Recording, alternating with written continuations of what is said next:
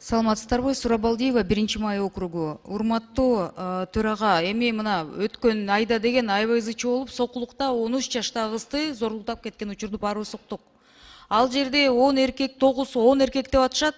Эми ошол зордуктаган адамдардын да бети жоктугу аз келгенсип, милиция иштеген аз келгенсип, эми деген ошол кыздын тегерегинде жаш кыздарды отурусуп коюп, ал кыз деген өзү тияка барган, бияка барган деген сөз. Бул негизги, мен ойлойм, биздин калкыбызда, биздин салтыбызда мындай нерселер болбош керек.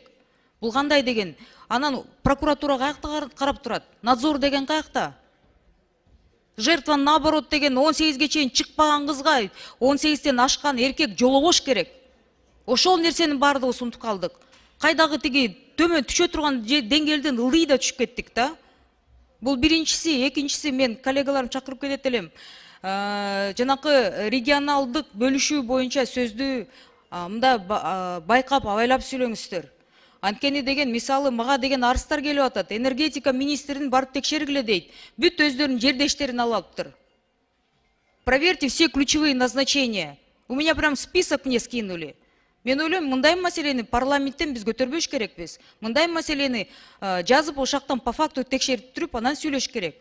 Анткени ар бир ведомствоны карап көрсөк, ар биринде деген и жердешчилик маселеси чыгат, и коррупция маселеси чыгат. Поэтому какие-то, если уже далеко ходить, не надо. Бияка келген бүт министрликтер, давайте анда комиссия түзөлүп, бүт текшерип чыгалы.